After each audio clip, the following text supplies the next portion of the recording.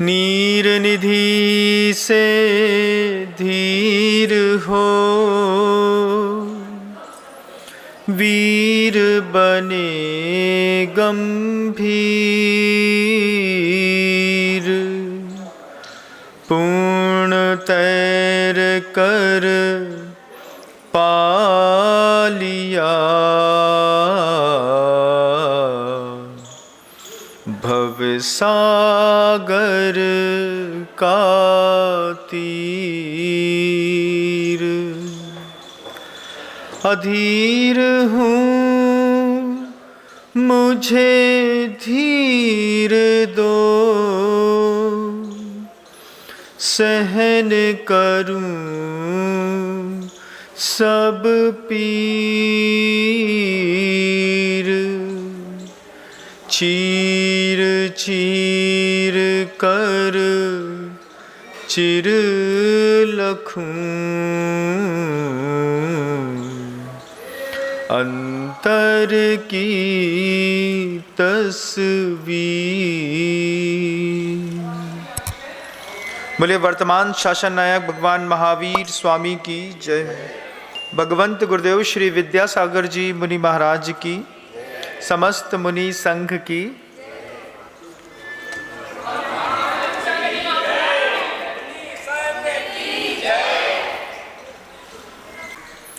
ये तो निश्चित है कि बच्चे जब कभी भी पैदा होते हैं, एक दंपति का सहयोग चाहिए, एक व्यवस्था चाहिए, एक वातावरण चाहिए, तब जाकर के दुनिया में संतानें पैदा होती हैं। लेकिन संतानें जब जन्म ले लेती हैं, इसके बाद हर चीज़ संतान तय नहीं करती है। बहुत सारी चीज़ें हम जिस पारिवारिक माहौल में पैदा होते हैं, वो परिवार तय करता है कि हमारा भोजन कैसा होगा। वो परिवार तय करता है कि हमारी भाषा कैसी होगी। वो परिवार तय करता है कि हमारा ड्रेसिंग सेंस कैसा होगा, हमारा लिविंग स्टैंडर्ड कैसा होगा। वो परिवार तय करता है।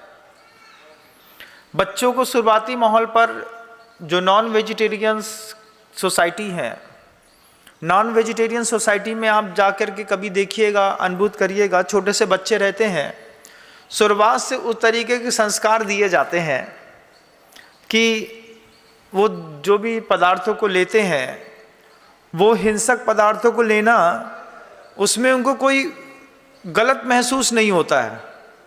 कारण मात्र एक ही है कि परिवार ने हमको वो चीज़ सिखाई है कि ये सब चीज़ लेनी पड़ती है, इसी से काम बनता है। हमारे परिवारों में भी हमने अपने बच्चों को बहुत कुछ सिखाया, क्या लेना है, क्या नहीं लेना है, कैसे पहनना है, कौन सी भाषा बोलनी है। घर के अंदर हिंदी बोली जाएगी, गुजराती बोली जाएगी, मारवाड़ी बोली जाएगी, मराठी बोली जाएगी। हमने अपना बहुत कुछ दिया है, बहुत कुछ बच्चे ने परिवार से सीखा है।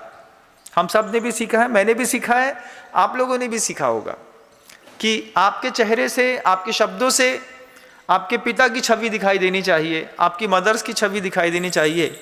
आदमी एक इमेज करता है कि ये ऐसा है तो इनके माता पिता ऐसे होंगे। हर चीज़ में अपने परिवार की छवि हर व्यक्ति अपने जीवन के अंतिम काल तक बोलता है, अंतिम समय तक। कसाई युक्त चेहरा वो चीज़ बताता है कि इनके परिवार में भी ऐसी छवि होगी। बहुत ज़्यादा क्रूर या कुटिल लोग तो वो बताते हैं कि ये बाई बर्थ नहीं है, परिवार ने ऐसा सिखाया है।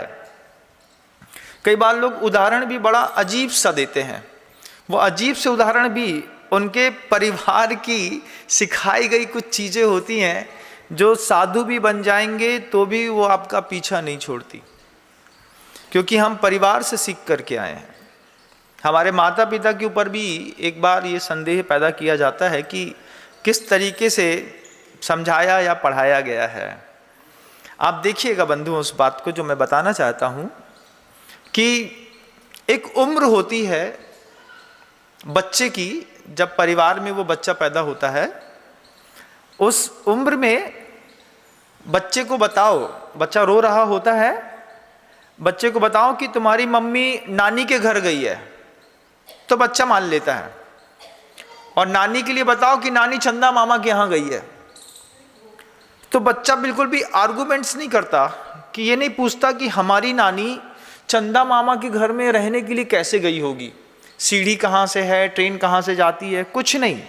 बच्चा इतना माँ के परिवार के शब्दों में अंधविश्वासी होता है कि हमने बच्चे से कहा, जैसे माँ बहनों को काम नहीं करना पड़ता है तो सामान से कह दिया मम्मा को छिपकली छू गई है, अब मम्मा काम नहीं करेगी, तो मम्मा को छिपकली छू गई है। अब बच्चा बार बार सोचता है कि छिपकली तो ऊपर रहती है, मम्मा नीचे रहती है, छिपकली मम्मा को कैसे छू गई। लेकिन हम समझाते हैं और बच्चा मान जाता है। बच्चे की तर्क बुद्धि नहीं रहती है, बच्चे का हर शब्दों में विश्वास रहता है। जब बच्चे का ये शैशव काल रहता है, उस समय बच्चे को आस्था का बीज बोना पड़ता है।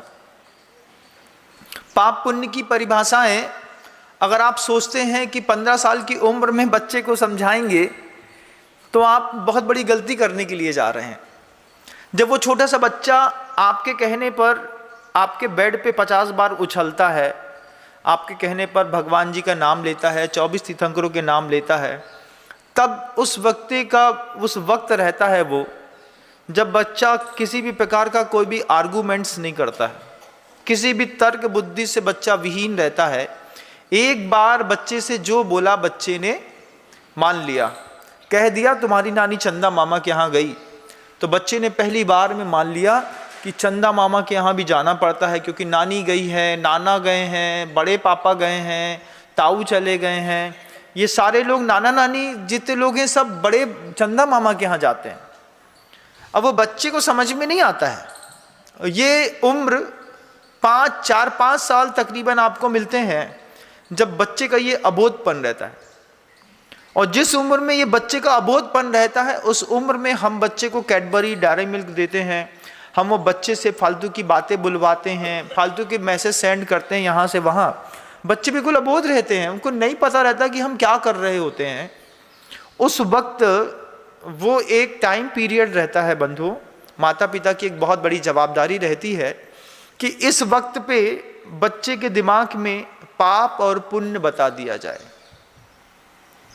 इस वक्त बच्चे के दिमाग में हिंसा और अहिंसा के बीच में भेद बता दिया जाए।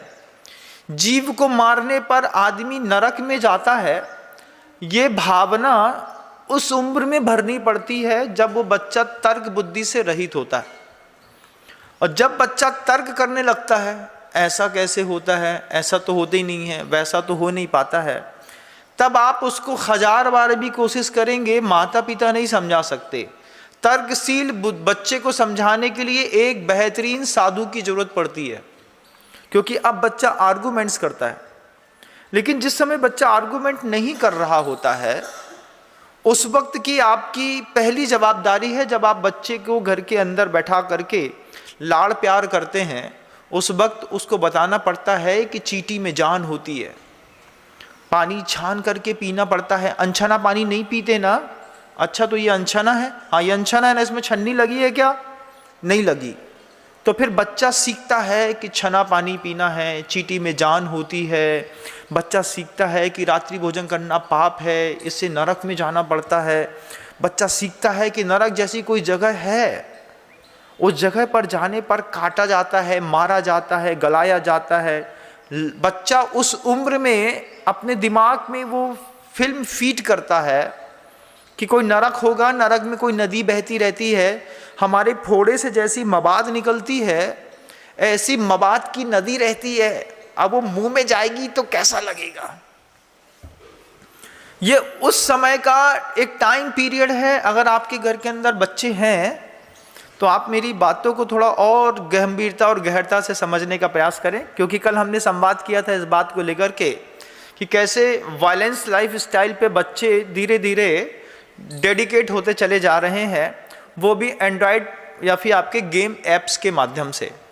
हम आज वो दूसरी बात रखना चाह रहे हैं कि जिस वक्त बच्चा तर्क बुद्धि से बिल्कुल रहित होता है, मम्मा को छिपकली छू गई है ये शब्द कहने पर बच्चा हकीकत में मान लेता है, और फिर ये बार बार छिपकली के पास जाकर के बोलता है अब तुम अगली बार हमारी मम्मा को नहीं छूना। वो वक्त रहता है जब बच्चे से पूछो कि छोटा बेबी कहाँ से आया, तो बच्चा ये बात कहता है कि छोटा बेबी हॉस्पिटल में मिलता है, हॉस्पिटल से बेबी आते हैं। बेबी कहाँ से आया, तो हॉस्पिटल से आया। बेबी क्या करता है, हंसता है, सुसु पाटी पीता है और दूध लेता है, सुसु पाटी करता है, दूध पीता है। इसके अलावा बच्चे को कुछ नहीं पता। उस बच्चे की उस निर्मल निश्चल मानसिकता में एक बार आप देखिए कि जब ये बच्चे का ये टाइम पीरियड चल रहा होता है बंधुओं, उस वक्त बच्चे को बहुत कुछ देना माता पिता दोनों की जवाबदारी है। लोग इस वक्त बच्चे को हिंसा सिखाते हैं। जिन घरों में हिंसात्मक माहौल होता है, इसी वक्त बच्चे को फुटबॉल की जगह, गेंद की जगह वो छोटी छोटी चीज़ें खेलने के लिए दे दी जाती हैं। बच्चे के दिमाग में खून का, दर्द का, पीड़ा का वातावरण खत्म हो जाता है। यही वो समय रहता है जब हम बच्चे को समझा सकते हैं कि बेटा चींटी मारने पर पाप पड़ता है, उसमें जान है ना, देखो उसके पैर है ना, वो चल रही है ना, हाँ चल तो रही है, तो उसकी आंख कहाँ है, उसकी आंख होती है, अपन को दिखाई नहीं देती। उसकी इंद्रियां होती हैं, उसके पास भी 5 सेंस हैं, अपने को दर्द होता है उसको भी दर्द होता है। आपने बच्चा परिवार से बहुत कुछ सीखता है, भोजन सीखता है, भाषा सीखता है। इसके साथ ये 2 चीज़ों से चलता नहीं बच्चा, जीवन भर ये 2 चीज़ें कभी काम नहीं आती हैं, ध्यान रखिएगा। भौतिक क्षेत्रों की ज्ञान को विज्ञान कहते हैं और अभ्यंतर क्षेत्र की उन्नति करने को धर्म कहते हैं। और सिर्फ भौतिक क्षेत्रों में जितने परिवारों का इन्वॉल्वेशन है, हमारे घर के अंदर एसी लगा है, अच्छी गाड़ी है, अच्छी सुविधाएं हैं, अच्छा सब कुछ है, लेकिन हमारे घर के अंदर धर्म नाम की कोई चीज नहीं है। उनके घर का कभी माहौल महसूस करने की कोशिश करिए।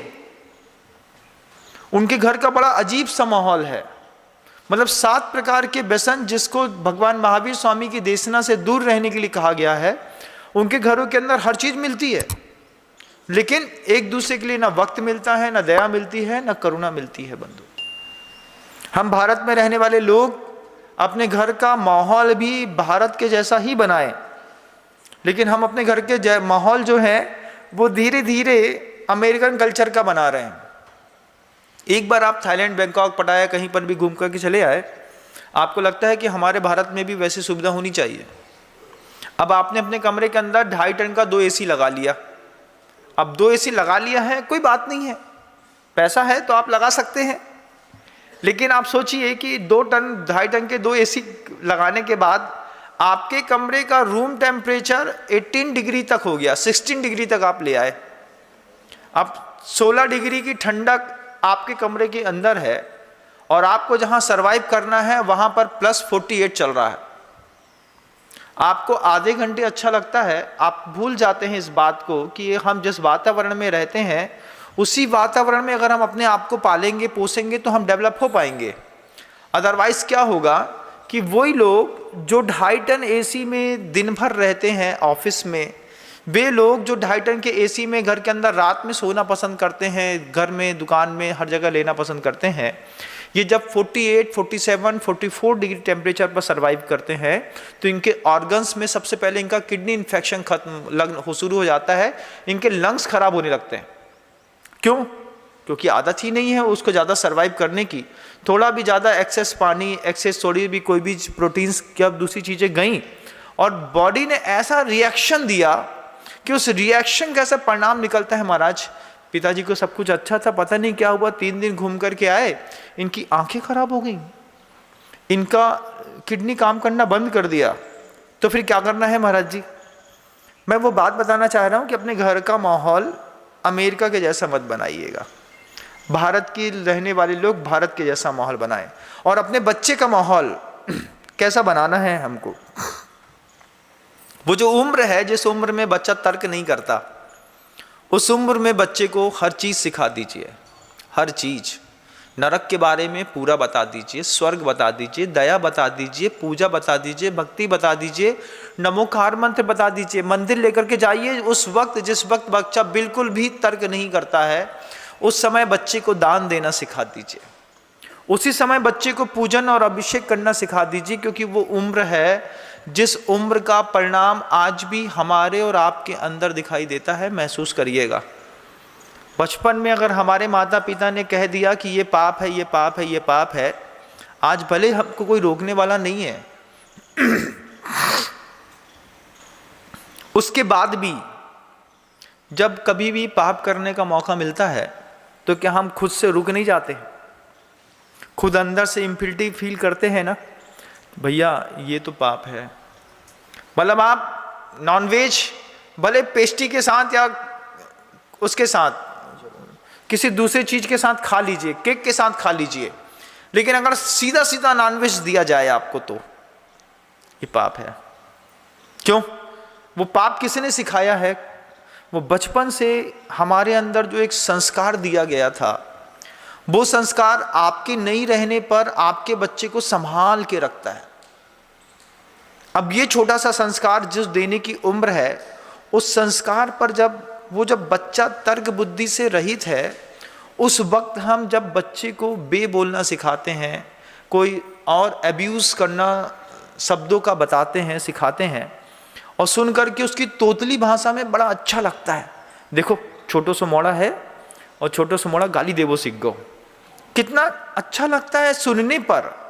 लेकिन कभी आपने सोचा कि ये बीच में जो हमने गलत कल्चर किया है, इस कल्चर का परिणाम जब इसका फल निकलेगा, इसकी पत्तियां निकलेंगी, ये जब बड़ा होगा, पेड़ का रूप में धारण करेगा, तब ये बोलेगा कि मेरे जब इमोशंस के डेवलपमेंट का टाइम था, उस समय मेरे माता पिता ने मुझे इस तरीके का कोई भी वातावरण घर के अंदर नहीं दिया। मुझे नहीं पता है कि पानी छान के पिया जाता है, सब्जियों को धोया जाता है, सब्जियां घर में बनाई जाती हैं, ये गोभी नहीं खाई जाती है, आलू नहीं खाए जाते हैं, प्याज नहीं खाया जाता है, लहसुन नहीं खाया जाता है हमारे घर के अंदर। हमने अपने बच्चे को भी बताया नहीं। अब नहीं बताने का परिणाम है कि हम जब कभी कोई साधु बोलता है कि लहसुन घर के अंदर नहीं आता, लहसुन नहीं आता, क्यों? अब वो हाउ एंड वाई लगाता है कि लहसुन क्यों नहीं आता। अब वो कैसे बता दें कि वे जो मांसाहारी पदार्थ होते हैं, उन मांसाहारी पदार्थों की बैड स्मेल को दबाने के लिए, छिपाने के लिए बहुत सारे लोग और पूरी दुनिया के लोग लहसुन और प्याज, दो चीज़ों का प्रयोग करते हैं, क्योंकि उसमें स्मेल इतनी तेज होती है कि उस प्रोडक्ट की वो स्मेल इस स्मेल से दब जाती है। बिना लहसुन प्याज का कोई भी मांसाहार नहीं बनता। आप कभी खाने की कोशिश भी करेंगे तो थूक देंगे या फेंक देंगे, या फिर घिन हो जाएगी, उल्टी हो जाएगी। जैन समाज का व्यक्ति तो ऐसा करेगा ही नहीं, लेकिन ऐसा होता नहीं है। और जब आप किसी को बताओ कि आपके घर के अंदर ऐसा नहीं होता है, तो उसको बड़ा आश्चर्य लगता है, अच्छा जैनों के यहाँ लहसुन नहीं आता। जैनों की किसी भी सब्जी में उसकी सुगंध को फोड़ने के लिए केसर तो डाली जाती है, लेकिन दबाने के लिए लहसुन और प्याज का प्रयोग नहीं किया जाता। आप सोचिए, जैसे मीठा कोई चीज़ है, तो मीठा कोई चीज़ है, अब ये डिपेंडेंट करता है कि मीठा हम किसके साथ लेना पसंद कर रहे हैं। मीठा तो अपने आप में मीठा है, अब उसका इन्वॉल्वेशन किसके साथ है। तो कोई लोग मीठे को आटे के साथ इन्वॉल्व करके लेना पसंद करते हैं, कोई लोग उसको खोबे के साथ लेना पसंद करते हैं, कोई सॉफ्ट ड्रिंक्स के साथ लेना पसंद करते हैं। एक्चुअल में मीठा मीठा है।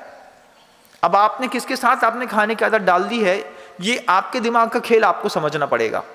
नहीं, ये 50 प्रकार के स्वीट्स होते हैं, 50 प्रकार के स्वीट्स मार्केट में नहीं होते हैं। स्वीट सिर्फ स्वीट्स होता है, मीठा सिर्फ मीठा होता है। शक्कर है, कोई उसको बासुंदी के साथ लेना पसंद करता है, कोई उसको डेयरी मिल्क के साथ लेना पसंद करता है। किसके साथ लेना पसंद करते हैं, ये बच्चे को बचपन से सिखा दीजिए।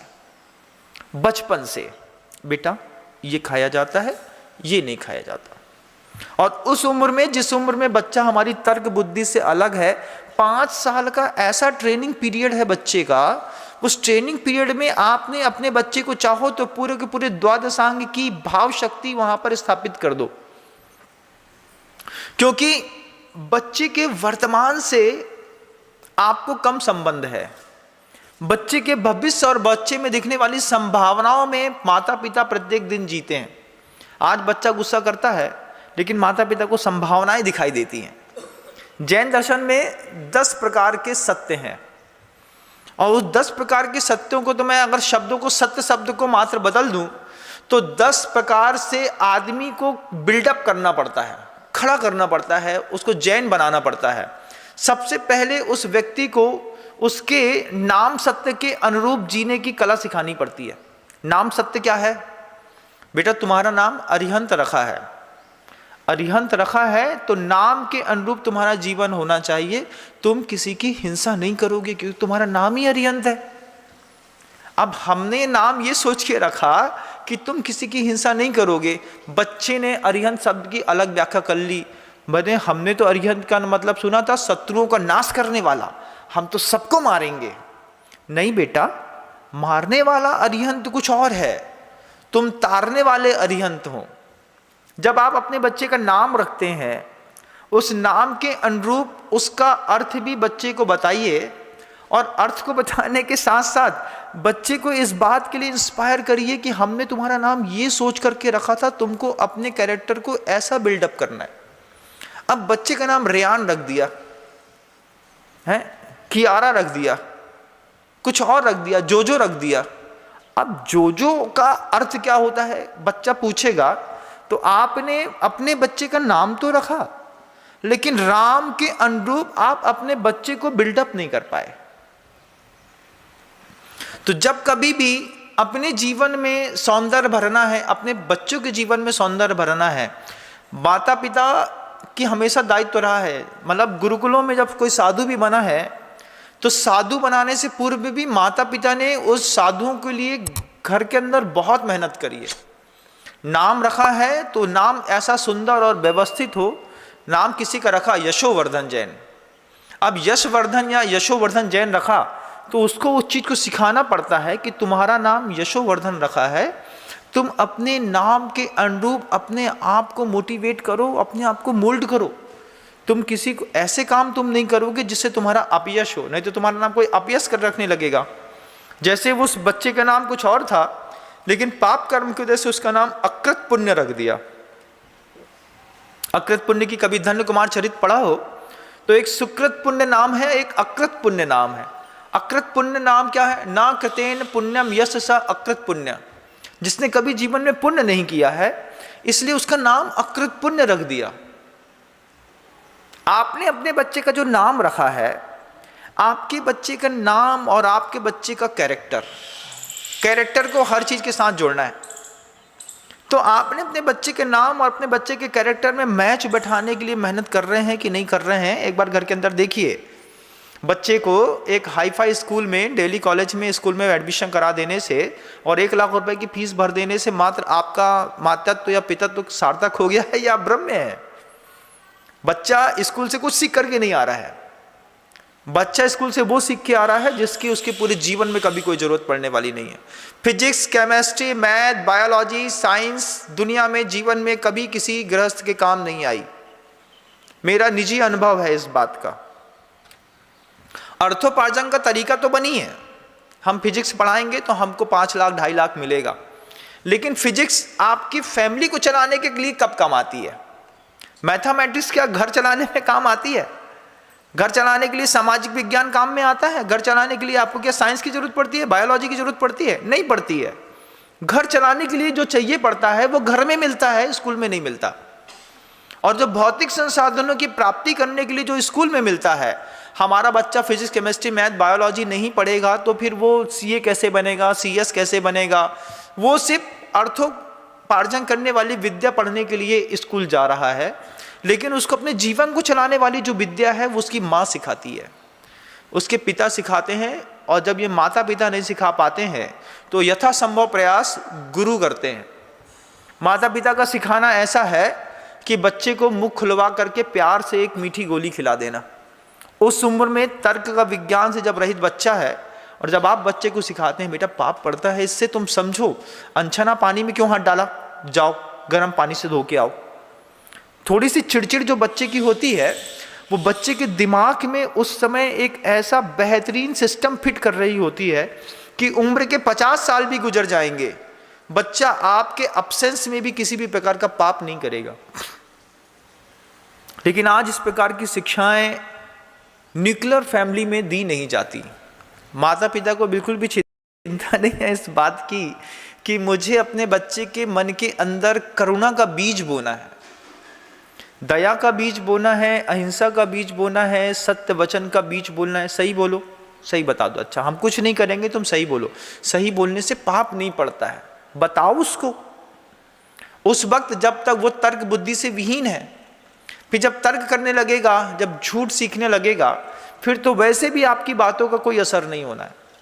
आज आपकी इस उम्र में छोटे से बच्चे को सिखाना, उसके मुंह में प्यार से गोली रखना है, पुच्ची देना है और पानी पिला देना है, गोली खिला देना है। और बड़े होने पर आपके बच्चे को उस तरीके से लाइन अप बिल्डअप करने का मतलब है कि बच्चे अब मुंह से नहीं खाएगा, डॉक्टर का इंजेक्शन लगाना पड़ेगा। तो आप गोली खिला दे तो बहुत अच्छी बात है, नहीं तो साधुओं को बड़े होकर के फिर इंजेक्शन लगाने पड़ते हैं, समझाने पड़ते हैं। आपका गोली खिलाना, डॉक्टर का इंजेक्शन लगाना तो फिर भी दिखता है, लेकिन एक संत का सुधार करना दुनिया में किसी को दिखाई नहीं देता, लेकिन वो करते हैं, 24 घंटे मेहनत करते हैं बंधु आप लोगों के लिए। एक भाव रहता है, न धर्मो धार्मिकैर बिना। गुरुदेव ने हमारे ऊपर मेहनत की है, अगर हमने आपके ऊपर मेहनत नहीं की तो हम गुरु परंपरा में भी अपराधी माने जाएंगे, और जो आप हमको भोजन कराते हैं उस भोजन का भी दोष हमको लगेगा। न धर्मो धार्मिकैर बिना। एक टाइम अगर श्रावक की रोटी साधु ने खाई है तो फिर साधु को 24 घंटे देने का कर्तव्य बनता है कि जितना हो सकता है उसकी रोटी का कर्जा चुका दो। तुमको हम बता देते हैं, अब तुम जानो, तुम्हारा काम जानो। और सिर्फ हमारे धार्मिक होने से तो आप शासन धार्मिक हो नहीं जाएगा, आपका भी तो होना जरूरी है। हम तो मंदिर के अंदर बैठी हुई भगवान की मूर्ति के जैसे हैं कि कोई मंदिर के अंदर आएगा तो दिखाई देगा, लेकिन आप तो उस मंदिर के शिखर पर लगी हुई ध्वजा के जैसे हैं बंधुओं, कि दूर सड़क से जो जैन नहीं भी होगा वो भी आपको देख करके एक जैनत्व के संस्कार को पकड़ लेगा। हमसे ज़्यादा कीमत है मंदिर की लगी हुई ध्वजा की। भगवान की प्रतिमा की कीमत 200-500 रुपये, लेकिन जब कलश चढ़ाया जाता है, ध्वजा लगाई जाती है, उस सोने से तौल दिया जाता है उसको। कई बार तो सोने की ही, चांदी की ही लगा दी जाती है। ध्वजा की कीमत है। ध्वजा तो आप हैं संसार में, हम तो अंदर में बैठे हुए भगवान की वो प्रतिमा के जैसे हैं कि आप जैसे पुजारी आए सो पूजा हुई और नहीं आए तो नहीं हुई, लेकिन ध्वजा की पूजा तो दुनिया का हर आदमी करता है। अन्य मत का मंदिर, अन्य मत का व्यक्ति भी होगा तो भी भगवान का शिखर देखता है तो ऐसा जय कर लेता है। किसको झुक रहे हो वो नहीं पता, अंदर कौन बैठा है, लेकिन वो जो दिख रहा है वो भी कम लाजवाब नहीं है, उसी के चरणों में प्रणाम है। आप वो चीज हैं, अपनी कीमत कम मत करिए। ये मत समझिए कि हमारे धर्म करने और नहीं करने से कोई फर्क नहीं पड़ता है। एक्चुअल में श्रावकों के धर्म करने और नहीं करने से ही जैन शासन सुरक्षित है। साधु का भ्रष्टाचार तो साधु तक सीमित है, लेकिन आपका भ्रष्टाचार पूरी दुनिया में दिखाई देता है। हमने मान लीजिए अनछना पानी पिया है तो आप लोगों में चर्चा का विषय बनेंगे, लेकिन आपने अनछना पानी सबके सामने पिया है तो पूरी दुनिया में चर्चा का विषय बनेंगे। जैन होकर के रात में खाते हो? हमने सुना था जैन लोग रात में नहीं खाते। हमने एक बार क्या, अब क्योंकि पहले तो जैन फूड सिर्फ जैन लोग खाते थे, लेकिन अब नॉन जैन्स लोग भी जैन फूड खाते हैं। तो एक बार जब उनको पता चल जाए कि जैन फूड्स में ओनियन नहीं रहता है, आप उसमें गार्लिक नहीं रहता है, दूसरी चीज़ें नहीं रहती हैं, उसके बाद आप मान लीजिए कहीं पर गार्लिक या ऑनियन फूड्स को खा रहे होंगे तो वो पूछते आर यू जैन? हाँ हम जैन हैं। हाँ तो हमने तो सुना था कि जैन लोग प्याज नहीं खाते। हाँ प्याज, अब क्या जवाब क्या है उस वक्त? नहीं वो हमारे यहाँ चलता है, अभी मेरा त्याग नहीं है। अच्छा तो कोई परमिशन देने वाला भी साधु है क्या जो बोलता है कि तुम खा सकते हो? तब कई बार हमारे पास उत्तर नहीं रहते हैं। आज हमें अपने उत्तर को अपने लिए, अपने बच्चों के लिए, सबके लिए तैयार करिएगा बंधु। कितना भोला सा है वो बच्चा जो आपके गले से लिपट करके आपको अपनी दुनिया समझता है। कितना अच्छा हो कि जिस वक्त बच्चा बिल्कुल मतलब इनोसेंस है, बहुत ज़्यादा इनोसेंस को हिंदी में क्या कहते हैं, नादान है, ना समझ है ना, तो उस वक्त जो है आप उस बच्चे को धर्म की सारी परिभाषाएं सिखा दो। ये वो वक्त है 5 साल बस घर के अंदर की वो जो टीचिंग पीरियड है, जिस वक्त बच्चा आर्गूमेंट्स करने लगेगा, जिस वक्त बच्चा बुद्धिपूर्वक 1 रुपये खुद ही चुरा करके टॉफ़ी खरीद के ले आएगा, उस दिन समझ जाइएगा बच्चे के अंदर दूसरी क्षमता विकसित हो गई। अभी तो बच्चा रोता है इस बात के लिए कि हमको टॉफ़ी चाहिए है, पैसे से मतलब नहीं है। पापा आएंगे, पापा ही टॉफ़ी दिलाएंगे, यही वो वक्त है जब अहिंसा की बड़ी बड़ी व्याख्याएं, दया, क्षमा, उपदेश, करुणा, पाप, पुण्य, राग, द्वेष सब सिखा दीजिए बच्चे को। वो छोटा सा बच्चा इस छोटी सी उम्र में सब सीख लेगा और सब सीख करके अपने आप को धन्य धन्य करके दुनिया में चला जाएगा। आज उम्र के आप किसी भी पड़ाव में हैं बंधुओं, 80 साल की भी उम्र क्यों ना हो गई हो, आप दुनिया के जघन्यतम पाप करने के लिए कभी भी तैयार नहीं हो सकते, क्योंकि बचपन से जो संस्कार आपको दे दिया गया था, आज भी वो संस्कार अंदर से बोलता होगा। जब कभी भी नॉनवेज के बगल से कभी डोसा भी बिक रहा होगा तो आप खरीदने के पहले एक बार सोचेंगे तुम कितने बिगड़ गए कि नॉनवेज के बगल का डोसा खा रहे हैं, और फिर एक कौर खा के आपने कई बार फेंक दिया होगा। ये उसी का प्रभाव है कि जब आप किसी नॉन वेजिटेरियन होटल पे गए वेजिटेरियन समझ करके, और एक बार आपको पता चला, खाते खाते में भी पता चला कि अरे यहाँ नॉनवेज भी बनता है। आप नॉनवेज खा नहीं रहे हैं, लेकिन आपको बस इतना पता है कि यहाँ पे नॉनवेज भी मिलता है। आपने चावल, दाल, सब्जी सब वहीं पे उसी वक्त छोड़ी, उस पानी से कुल्ला भी नहीं किया।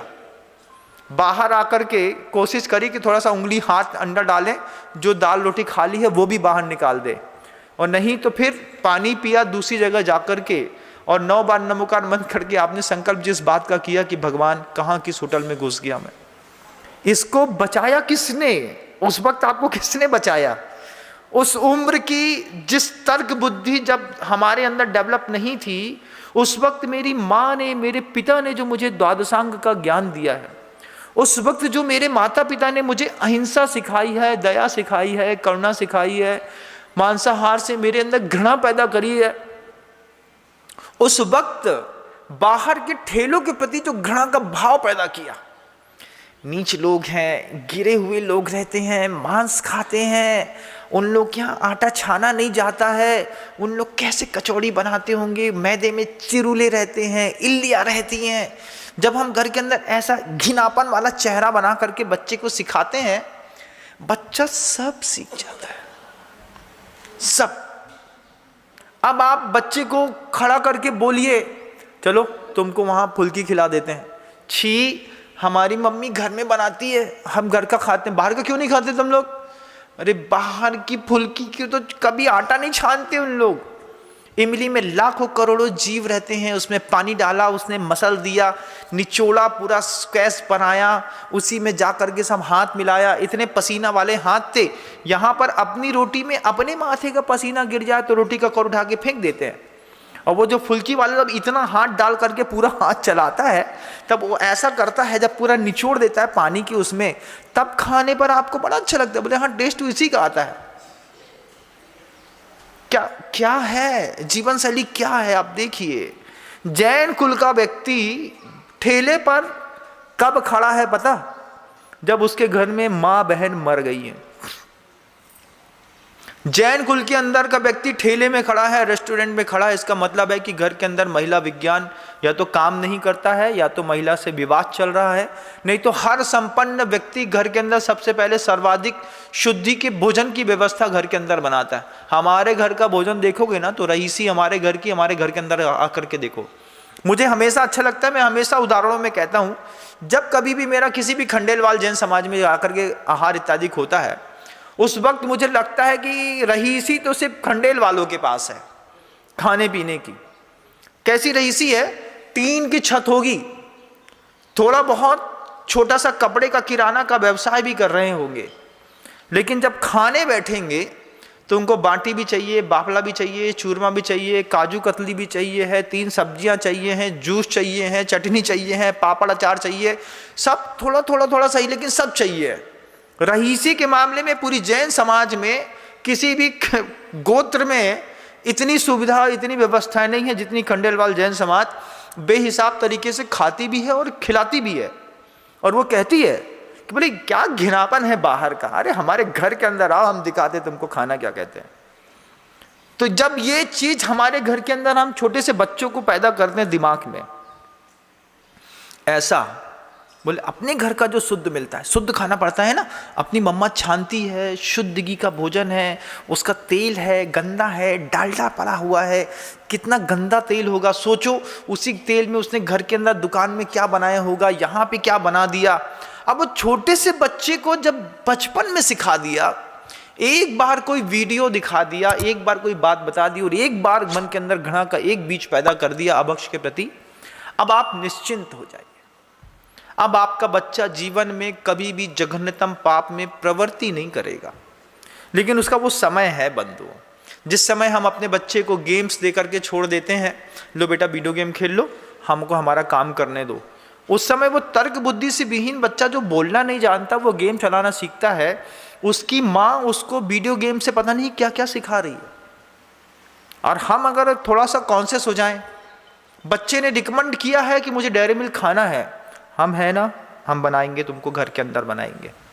आप डेयरी मिल्क के जैसी कोई दूसरी कोई भी प्रोडक्ट घर के अंदर बना दीजिए। फास्ट फूड से अच्छा जो फास्ट फूड है, आदरणीय ये विशाला जी जैन है, दिल्ली में 12 चैनल वालों के डायरेक्टर्स की वाइफ है, वो अपने इस भोजन की, भारतीय संविधान के भोजन की इतनी अच्छी रेसिपी और इतने अच्छे प्रोग्राम ऑर्गेनाइज करती हैं, आप उनको फ़ोन करा के बुला भी सकते हैं कि आप हमारे यहाँ आकर के हमको सब बनाना सिखा दीजिए। ब्रेड कैसे बनाई जाती है घर के अंदर, किस तरीके से डेयरी मिल्क बनाई जाती हैं, वो आपको सारे प्रोडक्ट्स बनाती हैं, सिखाती हैं, सारे चॉकलेट्स बनाती हैं। और अगर नहीं हो तो फिर आपके लिए पूरी मैत्री अवेलेबल है। आप गूगल में सर्च करेंगे तो कुछ प्रोडक्ट्स ऐसे मिलेंगे जो 100% वेजिटेरियन एंड 100% हाइजेनिक है, कि आप उन बच्चों को उन खिलाने पर आप इस बात के आश्वस्त हैं कि हमारे बच्चे को किसी दूसरी चीज का रक्त में प्रवाह गया नहीं। रिंग मास्टर्स होते हैं, शेर जब तक उनके खून को सूंघता नहीं है, चाटता नहीं है, रिंग मास्टर तभी तक उस शेर के साथ खेल दिखाते हैं। जिस दिन एक बूंद खून भी उस रिंग मास्टर का शेर ने खा लिया, पी लिया, उसके बाद रिंग मास्टर उस पर पैचअप कर देता है कि इस शेर के साथ गेम्स नहीं करने, ये कभी भी खाक जाएगा, हमको मार जाएगा। ऐसे ही हमारी जो छोटे छोटे संतान इस दुनिया में बहुत खूबसूरती के साथ, हजारों मिन्नतों के साथ हमने भगवान से मांगी है, प्रार्थना करी है, भावना करी है, तब जाकर के ये संतान हमारी ज़िंदगी में सुख बिखेर रही है। ये संतान जैसे छोटी सी उम्र में गोदी में बैठने पर सुख दे रही है, ये बड़े होने पर भी सुख दे सके, इसके लिए जब संतानें तर्क बुद्धि से बिल्कुल रहित हैं, उस वक्त बच्चों को वो चीज दे दीजिए आप एक बार। सारे बच्चे मैं पाल नहीं सकता, नहीं तो मैं दुनिया भर के माता पिता से कहता कि तुम्हें टाइम नहीं है तो सारे बच्चे मेरे पास छोड़ दो, मैं पाल लूंगा। लेकिन ये प्रैक्टिकली रूप से संभव नहीं है मेरे लिए। कैपेसिटी तो है लेकिन संभव नहीं है। संभव है कि वे समझदार माता पिता, उनसे मैं उम्मीद करूं, हर स्त्री को अपनी बहन जैसा मान करके ये संवाद करूं कि रक्षाबंधन पे ये मेरी गिफ्ट स्वीकार करो कि अपन के घर के अंदर का जो छोटा सा बच्चा है ना, उस तर्क बुद्धि से विहीन बच्चे को पाप के प्रति इतनी घृणा पैदा करनी है मन के अंदर कि बाहर का खाने के पहले 1000 बार सोचे, बाहर के किसी भी चीज़ में ललचाने से पहले 1000 बार सोचे। घर की गाय में और बाजार की गाय में जितना अंतर है, उतनी ही घर के संविधान में और स्कूल के संविधानों में अंतर है बंधुओं, उतना ही। लेकिन हम गलती करते हैं इस बात के लिए कि जब वो बच्चा तर्क बुद्धि से विहीन होता है, हम उनको उल्टी सीधी बातें उसके दिमाग में फीड कर रहे होते हैं। छोटे से बच्चे को जो तर्क बुद्धि से विहीन है, आप अपने ही फैमिली मेंबर्स के साथ अकेले नहीं छोड़ सकते, मामा मातबिज्जों के साथ अकेले नहीं छोड़ सकते। वे अकेले में बॉयज़ लोग बॉयज़ को बिगाड़ देते हैं। छोटे से बच्चे को अगर मान लीजिए आपके घर का कोई फैमिली मेंबर्स स्मोकिंग करता है या फिर कोई दूसरे काम करता है, उस छोटे से बच्चे को आप उसके पास नहीं छोड़ सकते हैं। छोड़ा तो ये बड़े लोग जो होते हैं, अनुभव है मेरा, मैंने देखा है अपनी आंखों से, छोटे से बच्चे तक के मुंह में सिगरेट फंसा देते हैं। अब वो बच्चा खेल खेल में पता नहीं क्या क्या सीख जाता है। हमारा बच्चा है तो हमारी जवाबदारी है। और कब है? बोले मुश्किल से 4 या 5 साल, जिस वक्त में बच्चा तर्क बुद्धि से विहीन है। जब कहो कि तेरी नानी चंदा मामा के यहाँ गई और बच्चा पहली बार में मान ले, अच्छा चंदा मामा के यहाँ गई, कब आएगी? जब तक ये कब आएगी चलता रहे, तब तक उसके दिमाग में सब फीड कर दीजिए। और जिस दिन वो बोले है चंदा मामा के, वो तो चांद है, उस पर उपग्रह है, सैटेलाइट जाता है। समझ लीजिए बच्चा बड़ा हो गया है, अब आपके इस तरीके की समझाने से कुछ मानने वाला नहीं है। मेरी बात आपको समझ में आ तो रही होगी, मैं ऐसा मानता हूँ। स्क्रीन पर जो मुझे लोग देखते हैं उनको भी मेरी बात बहुत अच्छे से समझ में आ रही होगी। मैं अपने शब्दों को विराम देने जा रहा हूँ बंधुओं, और आप सभी महानुभावों से, माता पिता से अपेक्षा रखता हूँ, घर के अंदर का कोई भी बच्चा जो आपको तर्क बुद्धि से विहीन लगे, एक जरा सी बात में वह आपके बारे में आ जाए, चला जाए, आगे पीछे अप एंड डाउन होता रहे, खेलता रहे। घर के अंदर छोटे छोटे बच्चे होते हैं, माता पिता नहीं संभालते तो बुआ संभाल लेती है, कभी घर के अंदर की चाची संभाल लेती है, ताऊ संभाल लेते हैं। इन सब का पहला कर्तव्य बनता है कि तर्क बुद्धि से विहीन बच्चों के मन के अंदर हम दया करुणा भरें, पाप पुण्य की ऐसी निकृष्टतम परिभाषाएं पाप की भरें कि उसको लगे कि पाप मुझे करना ही नहीं है। दान की परिभाषा बताएं। देखो, चावल चढ़ाओ, थोड़ा सा धुला हुआ चावल चढ़ाते हैं, छोटे से बच्चे चढ़ाइए, क्या होता है चावल चढ़ाने से? भगवान जी हैं। इसी वक्त समझाया जाता है कि प्रतिमा पाषाण की नहीं है, भगवान जी है। धीरे बोलो, भगवान जी सुन रहे। मंदिर है, पैर की चौखट के पैर पढ़ो, क्योंकि ये भी नव देवताओं में एक देवता है ना, 9 प्रकार के देवता हैं, जिन धर्म, जिन आगम, जिन चैत्य, चैत्यालय। चौखट के पैर पढ़ो। है लकड़ी है, वो आर्गुमेंट्स का कीड़ा दिमाग में काटे उसके पहले चौखट पे झुकना, साधु के सामने झुकना, मंदिर के सामने झुकना, पूजा करना, दान देना, सेवा करना, अभिषेक करना, गंधोदक करना, छोटी सी उम्र में। फिर 4 साल 5 साल जब तक बच्चा घर के अंदर है और कोई आर्गुमेंट नहीं करता, सब सिखा दीजिए माता पिता। फिर बच्चे बड़े होकर के कभी भी ना खराब होंगे, ना कोई उनको जीवन में कभी खराब कर पाएगा। जैसे हम और आप हैं बंधुओं, दुनिया में कभी भी पाप का मौका मिलता है, अंदर से आवाज़ आती है, भैया अपने कुल के योग्य नहीं है, अपने को नहीं करना। कौन रोक रहा है वहां पर? विदेश में जाकर के गलत काम करने से कौन रोक रहा है? ये संस्कार जो छोटी सी उम्र में हमको दिया था, हम भी अपने बच्चों में डिलीवर करें। अपने घर के अंदर एक बहुत अच्छा कल्प वृक्ष लगाइएगा। धतूरे के पेड़ तो पूरी दुनिया में कहीं भी मिल जाते हैं बंधुओं, कोशिश करिएगा ऐसा कोई पेड़ लगे जिससे सुगंधी भी फूटे, दूसरों को भी सुख मिले। हम भी शांति पूर्वक समाधियों से लेखना धारण करके अनंत की यात्रा पर जा सके। शब्दों को विराम देता हूँ, पुनः प्रयास करूँगा।